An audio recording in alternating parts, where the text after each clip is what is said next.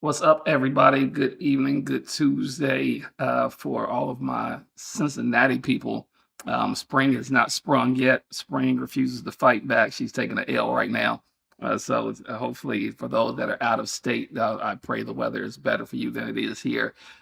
Nevertheless, that's a good Bible word. Nevertheless, we are here. We get a chance to celebrate once again His goodness and His favor over our lives. So I thank God for each and every one of you. So you know the drill as you're jumping in. Do me a favor, check in. Let me know where you're checking in from. Rep your set. We want to know what side of town that you are coming in from and what neighborhoods, what set you claim. We want to make sure we recognize that. We have the wonderful opportunity to minister from city to city, coast to coast, neighborhood to neighborhood. And so we want to hear where you're checking in from. So shout out to those watching via YouTube. Shout out to those watching via the app.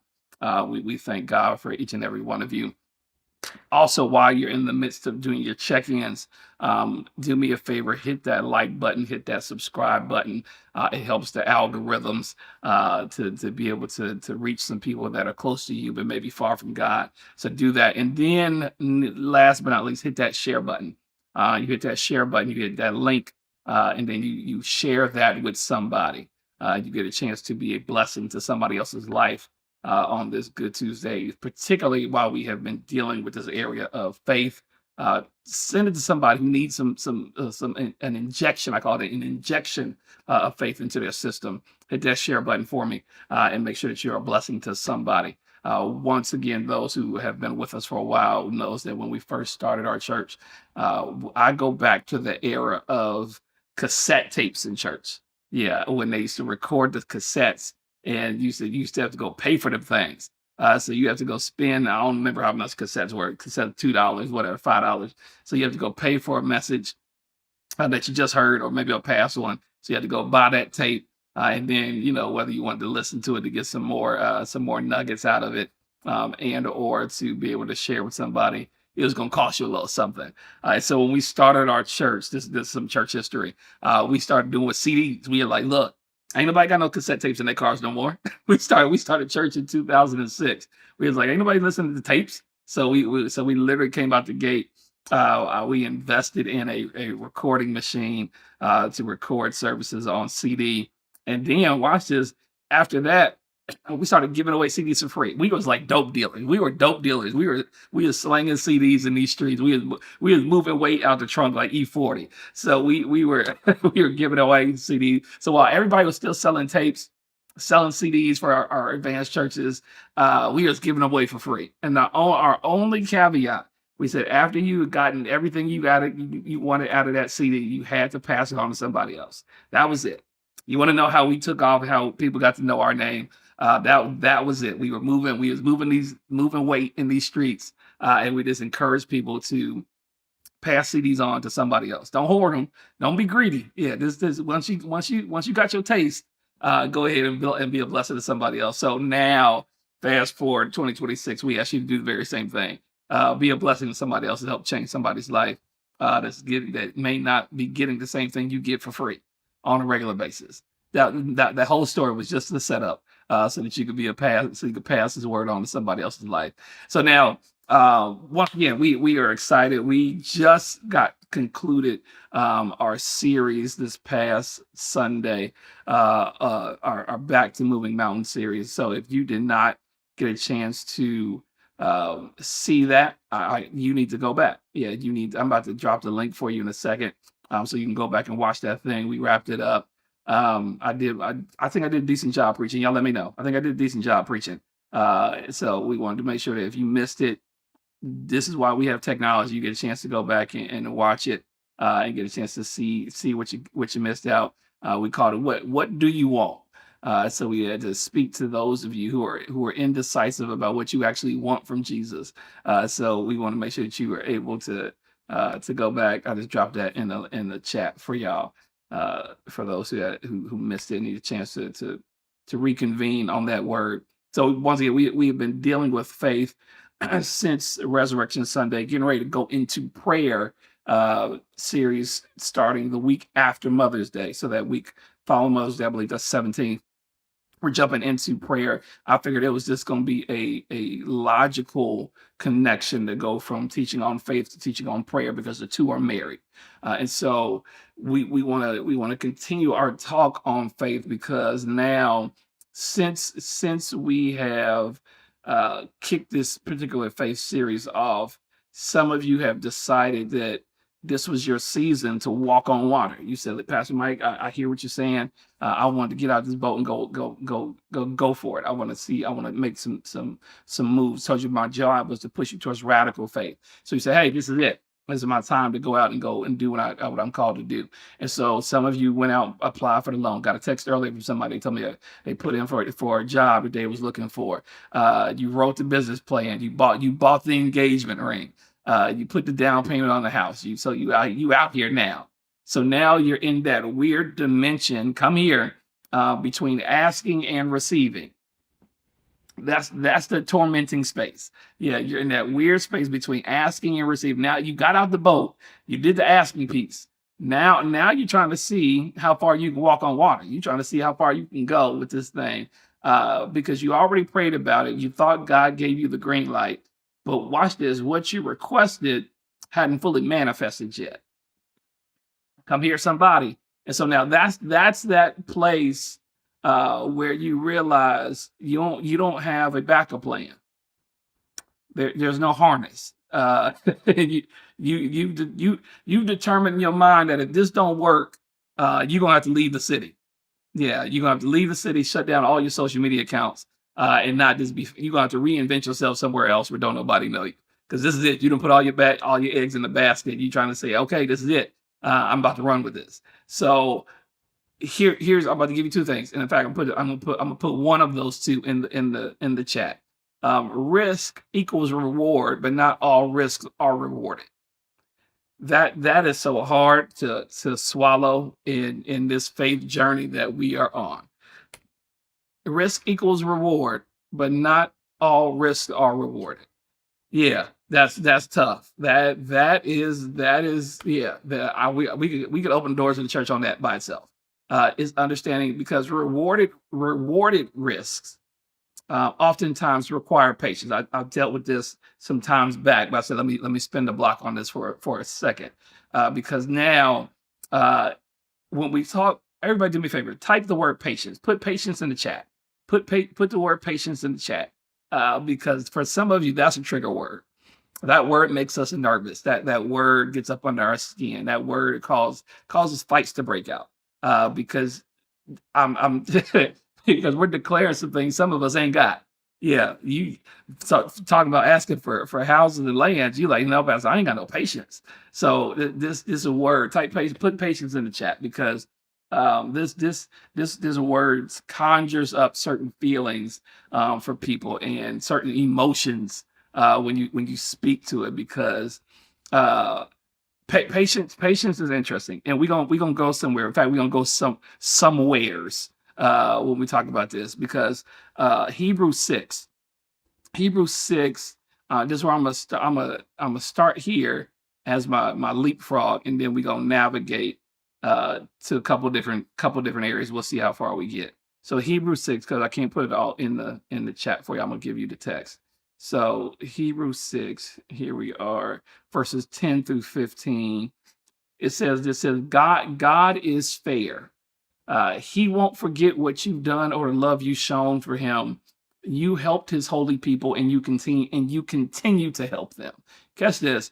Verse 11 says, we want each of you to prove that you're working hard so that you will remain confident until the end. Then, instead of being lazy, you will imitate those who are receiving the promises through faith, watch this, and patience. Verse 13 says, God made a promise to Abraham since he had no one greater on whom to base his oath. He based it on himself. In other words, King James says he had nobody else to swear on, so he swore on himself. He said, I will certainly bless you and give you many descendants. So Abraham received what God, he received what God promised because he waited patiently for it. Okay, because I already messed you up because he said he received what he was promised because he waited patiently for it. Here's where I want us to run from tonight. Because I said tonight I called it weight training, WAIT, weight training. And so because this is for not just for you, it is a sensitive area for your pastor as well. And let me when we talk about patience, let me help you with this. Number one thing to understand regarding patience, you do not have to pray for patience. Stop asking God for it. Watch this. It's a part of the package deal that comes with salvation. Okay, come here. So now this is now this is why it's Bible study. I don't have to ask for something that He's already given me. All I'm doing now is appropriating that thing that He's already included. There's fries come with that shake. So now I have to understand. Once I understand that, it operates differently in my life. Watch where we go. Galatians 5 is going to help to give you some understanding on this. So now Galatians 5, some of you should know this. It says, "For the fruit of the Spirit." I cannot obtain the fruit of the Spirit unless I have the Spirit. I cannot get the Spirit unless I have accepted Christ as Savior. Salvation. So now fries come with the shake. So now once I have the Holy Spirit by way of access of salvation through Christ, now he says the fruit of the Spirit. In other words, evidence of me possessing said. They don't know that you have the Holy Spirit unless you are showing this fruit. That is so cold-blooded. Yeah, evidence of you being saved is not how long I've been in church.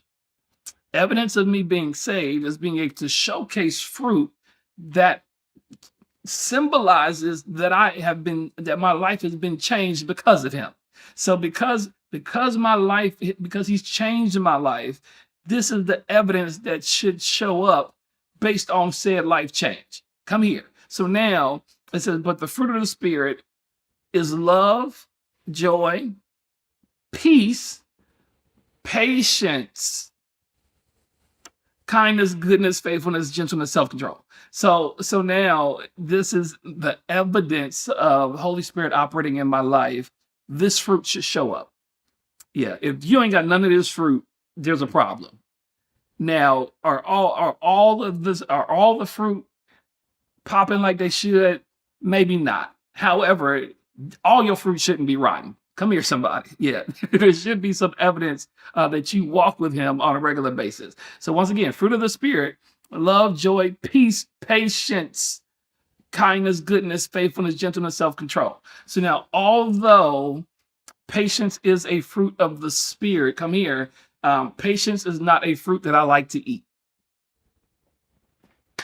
That's freedom.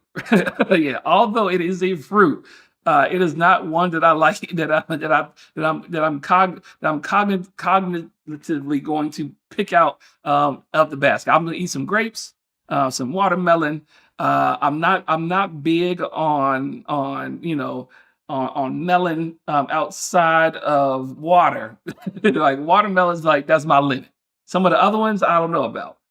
Kiwi, we pushing the limits. And so there are certain fruit that I don't necessarily particularly want. Patience is when we talk about the fruit of the Spirit. Patience is one of those I may not readily grab. I'm gonna eat a banana. I'm good. Patience is one I'm gonna skip over. So now watch this, because nobody likes waiting. Never once have I met somebody who says they enjoy waiting for something. We do, in fact, we do everything we can to avoid waiting. When it comes down to taking detours, we leave early. We try to figure out which lane is moving faster in traffic. We'll move lane to lane, trying to figure out which one is shifting faster, and then get mad because we done switched lanes, and the one we switched out of is now moving further than the one we switched into. So now we compare lines in grocery stores. Where am I trifling people at? We'll sit here, we'll stand back for a second, and we gauging to see which one of these lines is moving a little quicker than the other ones before I commit to jumping in it, because I don't want to wait. And then if I haven't been in a while, 'cause maybe Walmart is still the same as they've always been. But then you because then you get mad because there's never anybody there to be able. There's never enough checkout people to match the number of people trying to check out. So now I'm mad because I got to wait. And so, in one way or another, or at some point or another, most of us wrestle with this issue of impatience. This is gonna be rough. I can tell this is gonna be rough tonight. And so, for most of you that are watching, this issue of impatience is exacerbated in at least two arenas of your life. Watch this. Number one, in the car. Number two, with your kids. Ah, come here. Yeah, those of us who have children, you had patience before them kids showed up. Watch this. Come here, single people. If you married with kids, all your patience has been gone. As soon as you said I do, it's been gone. You stopped having patience as soon as you said I do, and on top of the fact you had the nerve to have some children. So now, all my single people, you should be in a good spot. Stay there. Everybody else, all of our patience, my patience has been gone since 2003. I ain't had none since. And so, yeah, when you talk about the patience of being in the car, and then on top of that, coupled with lack of patience with children, for those of us with children, you understand everything sets you off now. In your mind, your children ask you something, and you like, don't ask me nothing else. Don't even talk to me the rest of the day. Just go to bed. Don't say nothing else to me. I can't. Yeah, I reached my max. I reached my max. And so, those on top of that, those of you who deal with traffic issues, you aggressive drivers, you only develop a cussing spirit in traffic. Just blink at me if I'm coming down your lane. Yeah, it's and so I gotta get to this place of understanding where this lack of patience happens. We see people sitting at a stoplight, and let them still be sitting there with their foot on a brake 0.1 seconds after the light has turned green. See what happens to your spirit. And it's one thing to wrestle with this issue when we're in the car with people. It's another thing to wrestle with this issue, uh, you know, when I'm in the car. Watch this. When I'm in the car with people, as well as when I'm in the car with God. Because now when I'm riding with God and God's trying to take me somewhere, and I still have this issue with waiting.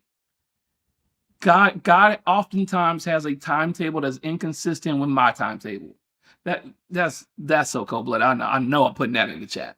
This is where most of us find our problem areas, because my timetable and God's timetable are not the same.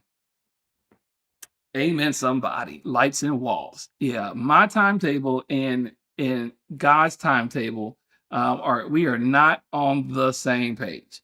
We disagree about everything.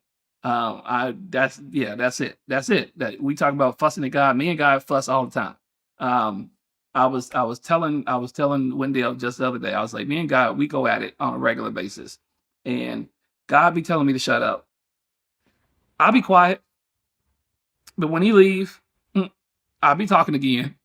I mean, because it, God's timetable and my timetable, we are not on the same playing field. And if anybody who's watching, this is why you pay the price of admission, because you feel like God takes the slow route in getting you to where he wants to take you to. Um, in your mind, you're thinking like, God, can we at least do the speed limit? Yeah, I understand we moving slow. Can we at least do the speed limit? Can we get up to a higher speed? And so and then a couple, because those have been in church for a while, then people throw verses at you where will say weeping may endure for a night, but joy comes in the morning. You don't want to hear that. We because we're trying to figure out when are we going to get where I'm trying to get to. And so it's and this is where it becomes difficult. Because you've been on this journey for a little bit, and I have to get to this place of ease and peace, and understanding that his ways are higher than my ways, and that his timetable is not my timetable. And this is more than your complaint department, but an opportunity to figure out how to master this area of your life called impatience. So now it's more than just being a sounding board on our lack of ability to wait, as much as it is on how to maximize while I'm waiting. Oh, this is good. Yeah, because life is going to be a series of waits. We have to wait to drive. There's a certain age limit. I have to be 16. I have to wait to vote. There's an age limit. I got to be 18. I got to wait to drink. It's an age limit. I think it's 21. And so yes, you can do it illegally if you say so. Watch this. I have to wait to have sex. Y'all got quiet on the comments. Yeah, I have to wait. He says wait until you become one with someone. He says wait. Now I can watch this. I can speed ahead of God if I so choose. But moving ahead of the timetable oftentimes causes more ramifications than had I just sat back and waited. If I'm busted driving before 16, they then will tell me I can't get my license until a later time. Chances are, if I'm busted trying to vote before the appropriate age of voting, there's a good chance they may take away my voting rights for an extended period of time. If I get busted drinking before 21, there's a good chance I'm gonna have to pay some penalty that comes with now delaying when I'm allowed to do some things. If I get caught, come here, somebody. If I get caught having sex prior to getting married, there's some ramifications that come with that, because I decided I'm going to speed ahead of God because I told God I'm tired of waiting. Ooh, come here. So now here's this myth, because if God doesn't do it based on my timeline, then apparently he's not going to do it at all. That's the mindset we develop. So if he don't do it when I tell him, when I tell God to do it, then apparently God ain't doing it at all. And so some things just take time. Oh yeah, y'all, I'm gonna toss everything in the notes because y'all, I'm preaching better than y'all responding. Yeah, and I see now we're not even gonna get through all my notes. Some things just take time. It's going to be one of those things that you are going to have to learn to deal with and wrestle with. You cannot produce a baby in 1 month. Watch this, by getting 9 different women pregnant. Shout out to Stefan Diggs. Maybe that was too soon. Y'all let me know. That was too soon.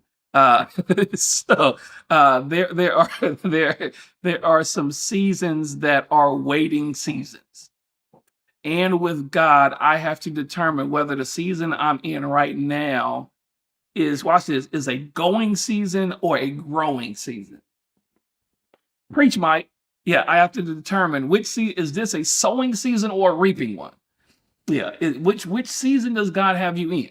Which one is lining up for where God wants me to be at? I have to figure this out.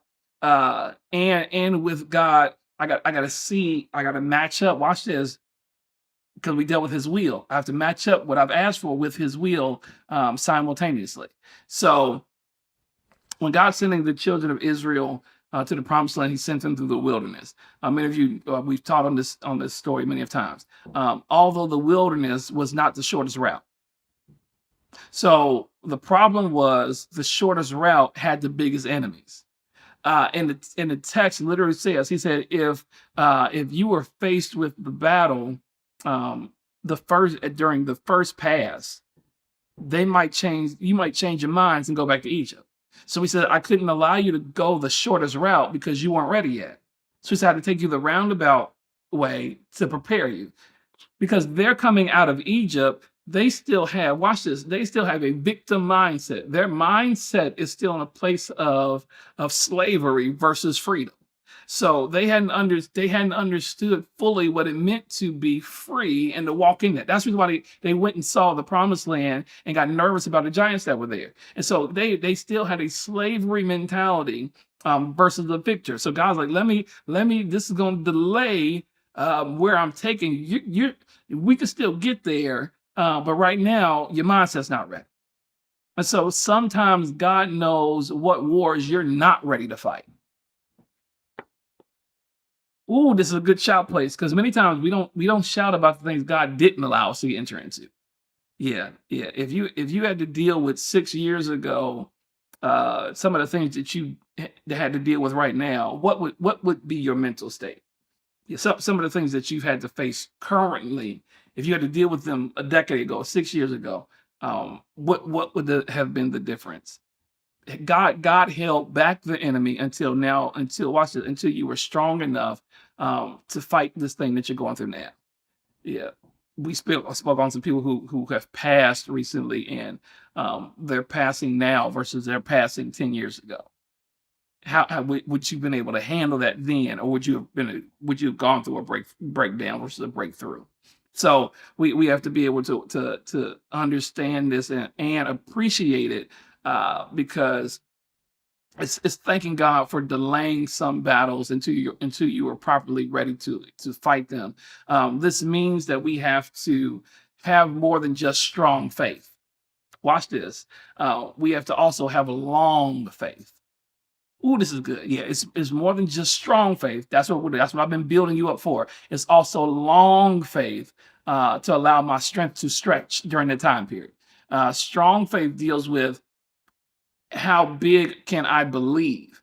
Long faith deals with how long can I believe when it seems like believing ain't working. Come here. Yeah. So I got a long faith is I got a couple more months to do exactly what he said he would do. It's trusting God and saying, okay, God, I don't know what you're up to, but let's roll with these punches. So it's walking with big faith. I want you to think big, dream big, imagine big, believe big, but also understand with that comes the length of time frame that God may utilize. Now, this is not to say, do not go to the extreme. Don't text me, don't email me, don't at me. This is not to say God cannot do things immediately. I am in the immediate crew. I need this. I still need God to do some stuff like yesterday.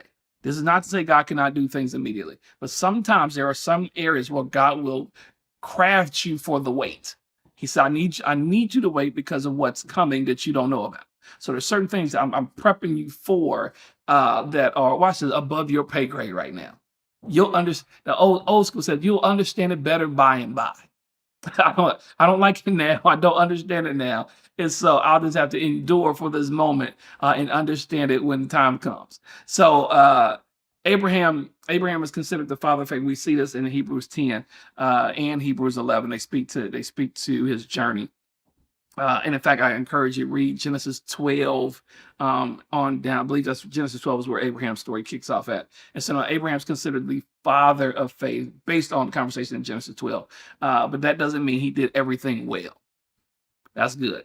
Yeah. And so we talk about him risking it all in good ways, but at the same time, he also has risked it all in bad ways. Yeah, he's done some goofy stuff in the name of God, literally. And so we see this with the scenario with him and Sarah before she became Sarah. And so he many of you now I don't fully presuppose that you know the full story, but many of you understand the context with Abraham and Sarah and Hagar, who is Sarah's handmaid. And so now Sarah says, in essence, God says we're supposed to get pregnant.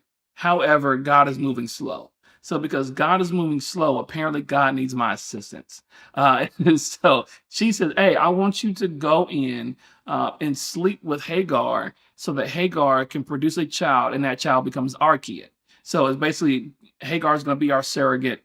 But as opposed to, what we do with all this fancy technology and getting Hagar pregnant, she says, no, you're going to do it the old school way. So you're going to go in there, lay down with Hagar. And what's amazing to me, nowhere in the text do I see Abraham uh, speak ill of this plan. Nowhere do I see where Abraham tells Sarah, this doesn't sound like a good idea. Nowhere in the text do I see where Abraham says, you know what? I don't want to sleep with this young, fine tenderoni that's your handmaid. I don't want to do it. Nowhere do I see where Abraham's like, no, I don't want to. Nowhere do I see that in the text. Abraham was eager to be obedient to his wife's command. And so now they produce a son whose name is Ishmael. And if you know biblical history, now you have Israel and Arab nations are forever at odds. Based on a lot of it's based on this connection. So going forward, it's simply the idea and the notion that bad things happen whenever you try to force God's hand. Let's roll. And so now Sarah's motives were good. She wanted to see the promise of God fulfilled. We just read in Hebrews 10 on how it spoke to Abraham's faithfulness on him being obedient to God and God's promise on what he wanted to do through Abraham's lineage. So it wasn't that she was circumventing what God said.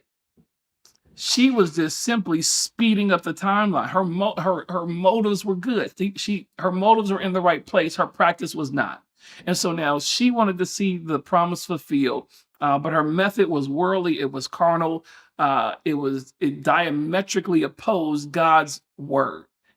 Because now she created the bigger mess. I told you once again, once I speed past God, once I blow past him, God is doing the speed limit or below. Once I blow past him, now I'm causing some issues in the chain of events. God is like, that wasn't it.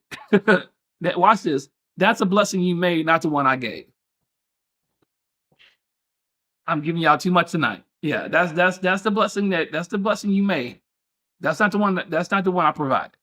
And so watch this. This is not an indictment on Ishmael. This is crazy because I can't be mad at what they produced because he ain't had nothing to do with this. Ishmael ain't asked to be here. And so it's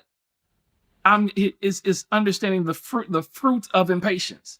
And okay, let's go here for a second because even though I can't get to it yet. Because we can produce fruit through our own impatience that, watch this, that we'll call a blessing, but God calls it settling. So there's things that we made happen, and you thinking is good. You thinking you done made it. You thinking you done took off and created some wonderful things on your own accord, and God is like, you settling. Watch this. I would have gave you more if you would have waited. I would have opened up bigger doors. I would have provided better opportunities, but you rushed. You took the cake out before it was finished baking. Watch this. And just because it was edible, don't mean it was good. Come here. Yeah, just because you ate it doesn't mean that it was the best cake that could have been made. And so we see this. And so now he's like, if you would have waited, I would have brought you something that was worth the wait. I know it was taking a little bit longer than you wanted, but I would have made sure it was worth the wait.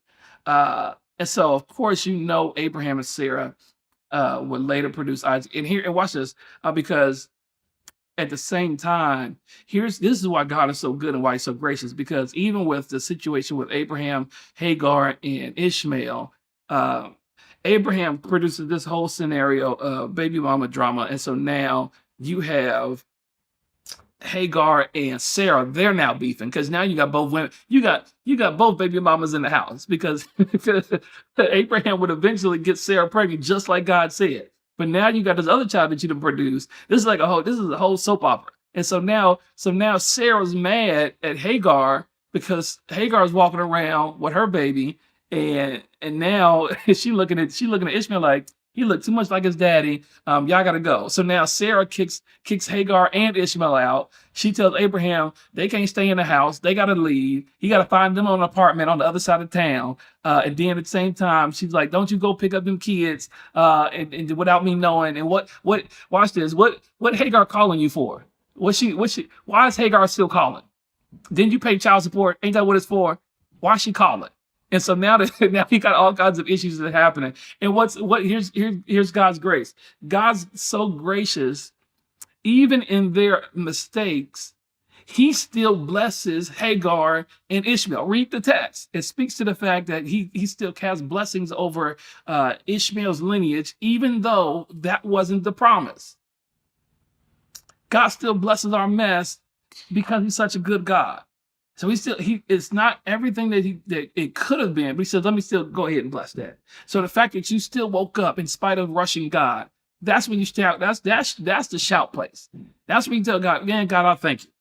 God, even in the midst of this mess, God, you still love me enough to still bless some of this.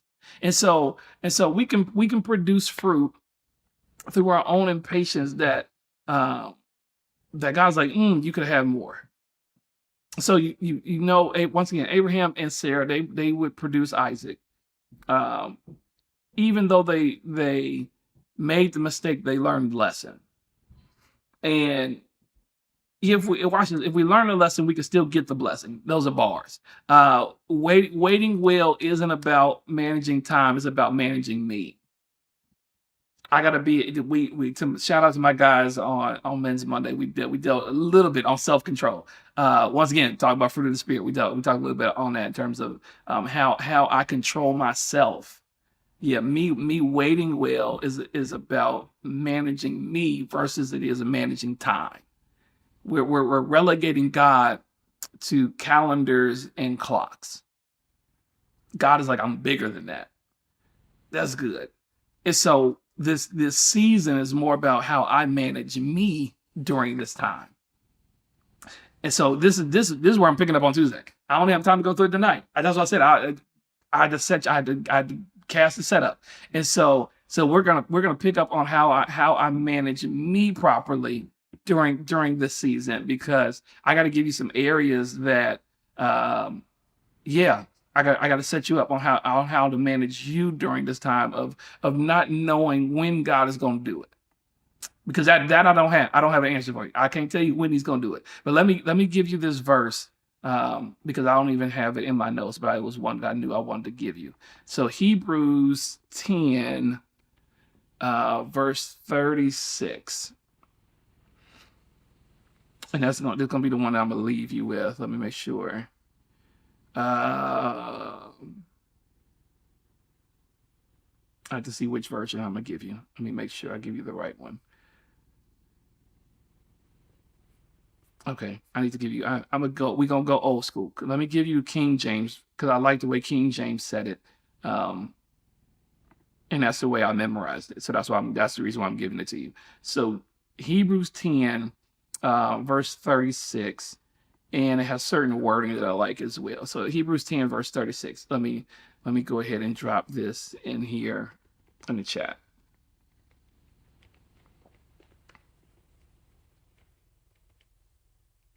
This is going to bless your life to leave. Since I'm leaving you on a cliffhanger, let me go ahead and bless you a little bit. Hebrews 10, verse 36. It simply says that for ye have need of patience. That's it right there. Patience. For you have need of patience. Watch this. After you've done the will of God, then you receive the promise. Let's run that back like a running back. It says, for ye have need of patience. Watch this. King James. Ye have need. Ye have need. For ye have need of patience. After ye have done the will of God, ye might receive the promise. Yeah, that's it. Yeah, after I've done the will, I can receive it, but I gotta NIV says, endurance, patient endurance. And so it's understanding where God has me at, how to manage that, how to do it properly. Because once again, it's bigger than the time. It's about me.